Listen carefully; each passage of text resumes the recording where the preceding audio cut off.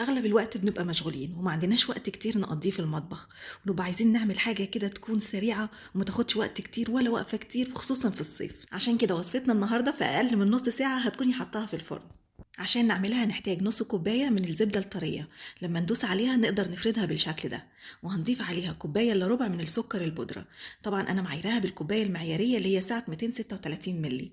ولو هتستخدموا ميزان دول وزنهم 90 جرام بالظبط. هنخلط بقى الزبدة مع السكر، ممكن بسباتولا أو ممكن كمان بمضرب يدوي. مجرد بس هنخلط السكر مع الزبدة لغاية ما القوام بتاعهم يفتحها شوية ويبقى كريمي بالشكل اللي انتوا شايفينه ده.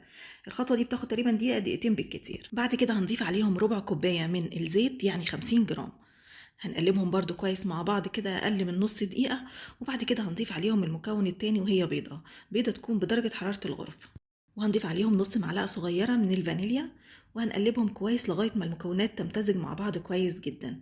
وطبعا مهم جدا ما ننساش رشة الملح، دي مهمة عشان توازن الطعم. كده خلاص الخليط بتاعنا بقى جاهز. هنضيف عليه الدقيق. احنا معانا كوبايتين من الدقيق يعني 250 جرام. هنضيفهم بالتدريج، هنضيف جزء كبير كده في الأول، وهضيف عليهم نص كوباية ناقص معلقة كبيرة من النشا، يعني 40 جرام. هنقلبهم بقى كويس كده مع الخليط بتاعنا لغاية ما الدقيق ما يختفي تماما. وبعد كده هضيف الجزء التاني من الدقيق وهضيف عليه معلقة صغيرة من البيكنج باودر، يعني 4 جرام. أنا بضيف الدقيق بالتدريج لأن أنواع الدقيق بتختلف في احتياجها لكمية السوائل، فأنا مش عايزة العجينة تنشف، فعشان كده أنا بضيفه بالتدريج. وبعد ما أخلص كل كمية الدقيق، لو حسيت برضو إن أنا لسه محتاجة تاني هضيف بقى معلقة معلقة.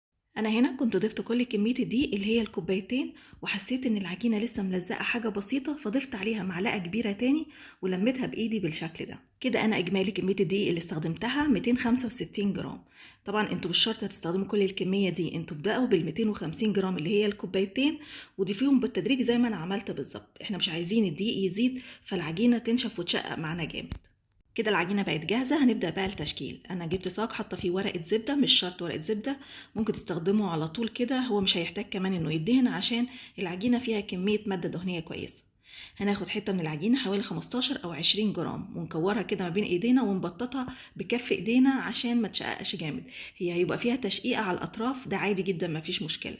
وبعد كده بسكينة أو بأي حاجة بنعمل فيها خطوط كده عكس بعض، هيدينا الشكل الحلو ده. طبعا انتوا لو مش عايزين التشقيقه اللي فيها دي ممكن تفردوها ما بين ورقتين زبده او كيسين بلاستيك، ساعتها مش هيبقى فيه اي تشقيقه، وتستخدموا اي قطعات عشان تشكلوا بيها البسكوت. بس عشان احنا عاملين وصفه سريعه ما تاخدش اي وقت، فيعني مش فارق معانا التشقيقه الخفيفه اللي موجوده في الاطراف دي.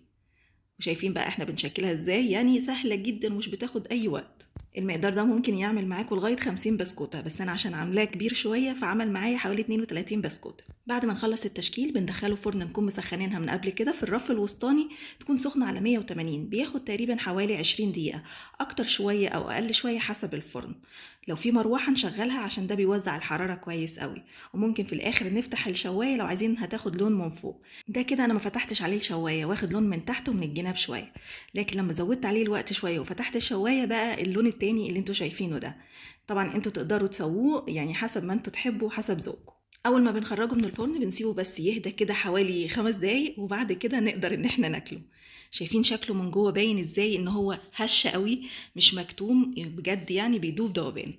عارفين بسكوت نواعم؟ البسكوت ده بقى الطعم بتاعه والقوام بتاعه قريب جدا من بسكوت نواعم، وكمان قريب من البيتي فور، فهو بجد جميل جدا. انا طبعا عشان عاملينها وصفة سريعة فانا هقدمه كده على طول زي ما هو، لكن ممكن انتوا لو عايزين يعني او هتقدموا له ضيوف ممكن تلزقوا الاتنين مع بعض بجناش شوكولاتة، هيبقى جميل جدا. وطبعا بعد ما يبرد تماما خزنوه في علبة تكون محكمة الغلق عشان يحافظ على القوام بتاعه. اتمنى ان انتوا تجربوا الوصفة وتقولوا لي رأيكم فيها ايه، وما تنسوش تبعتوا لي صور تطبيقاتكم على صفحتنا على الفيسبوك. وبالهنا والشفا مقدما لكل اللي هيجرب الوصفة، واشوفكم على خير الفيديو الجاي.